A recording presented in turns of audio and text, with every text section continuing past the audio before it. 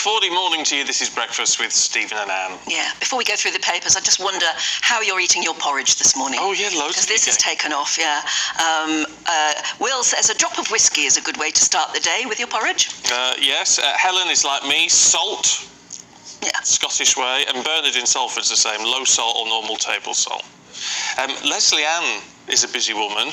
Says, my darling husband David has breakfast in bed every morning. Made by you, I guess, Leslie Ann. Porridge with raspberries, blueberries, sliced banana, drizzle of honey, and a drinkable yoghurt poured over it. It's quite a breakfast for you, isn't it? David in Somerset, morning. David says, as I watch you from moist Somerset, I'm having porridge accompanied by my own homegrown raspberries and blueberries. Staggeringly good for you, and of course, in these difficult times, free. Yeah, I should say Paul, Michael, and somebody else here I just saw talking about, Bob, peanut butter. Yes, in that's porridge. Big, apparently. I can imagine that being quite nice. And Steve in Birmingham says, prunes with my porridge regularly. Yeah, we'll be regularly after that. Yeah. Let's go through the papers then with assistant editor of The Spectator, Cindy Yu, and journalist and author Ella Whelan. Good morning to you. You like the sound of that, do you? You've prunes. I don't think I've ever had a prune. No, you only have to look at them and they put you off having them, but people swear by prunes, don't they? Yes. Oh, yes. Right, Cindy, then, summer of pink, we tell you. We can all look forward to a Barbie summer. Barbie summer. Barbie's cool again. This comes as the new Barbie film is coming in the next 3 weeks. Very exciting. For people who don't know, it's actually a send-up of the Barbie brand. So if you've watched the trailer, it's actually pretty sarcastic, it's satirizing. It's brilliant, aren't they? Yes, and Greta Gerwig, who is an art house director, has directed this. So it's a smart take on the Barbie kind of tropes, and I'm really excited for it. But this is also a great way to revitalise for the toy maker Mattel, revitalise the brand, because Barbie's had so much problem with sexism and body image and all that sort of stuff in the last few years, because it's a doll made in the 1950s. And yeah, I mean, a lot of people are quite surprised they allowed Barbie to be sent up in this way, but they're all for it because it's reviving the brand. Exactly. And then they can make more money out of it. And we've already seen the impact of that. So Mattel, the toy maker, has signed deals with more than 100 brands, not just clothing, but also cosmetics, Airbnb, ice cream, rugs, scented candles, all of these, even Xbox consoles are coming out in Barbie branding. So all of bright pink, presumably. We're going to pink. absolutely be flooded with pink. Oh, yeah, hot pink. Well, there you go. It's a very smart commercial move from them, I think. Yeah, and I was thinking about, we were talking in the break about whether or not we still would buy Barbies or play with Barbies, and I think one of the things about the more recent sort of additions to the brand, where they've brought out sort of a normal sized Barbie, someone who, a doll that actually looks like a woman rather than this bizarre kind of huge breasts, arched foot sort of character. And I think probably a lot of it, a lot of the adult conversation about Barbie misunderstands why children play with Barbie, which is that they don't think that this is a real woman walking along, but that it's part of make-believe. And so I've always thought there should be a kind of a sort of relaxed attitude to the way in which children engage with make-believe and toys. So maybe this film will be a way to actually get adults to dial down the sort of panic. Have you seen the trailer? I've seen a bit of the trailer where you talked about the arched foot. It's a raised foot. It's an impossibly raised foot, isn't it? And she walks like that throughout. She walks like that. Really? Even when she takes shoes off, her feet are still like that. Yeah, and she's almost on toes. You really see the ludicrousness of that through Margot Robbie doing that the whole time. Whereas in a toy, you might not see that, but it's like you're an actual woman. How can you? So then it satirizes the idea that women can have feet like that. Yeah. It's brilliant. It looks as though it's probably going to be a very clever movie indeed. Yeah.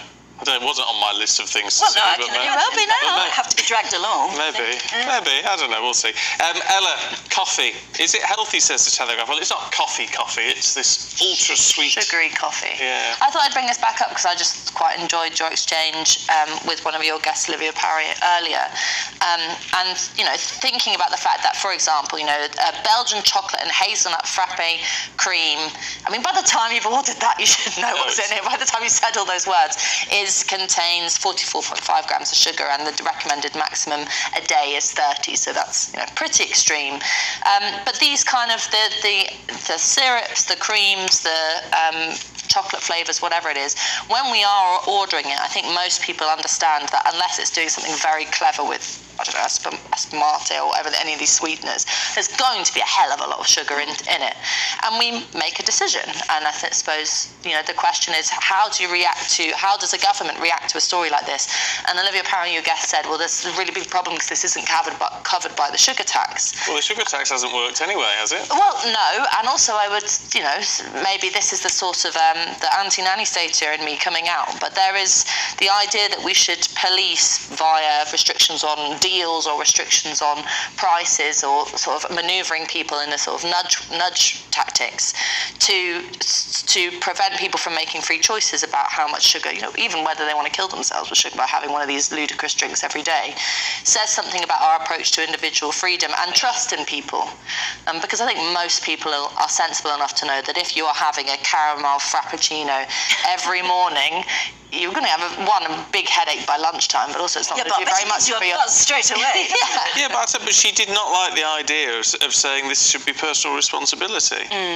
Yeah. Which... Well, you have to, don't you? As you say, if you've just ordered that, you must know what's in it. It's your decision. I think the one thing that the sugar tax has been good for is just having low sugar alternatives.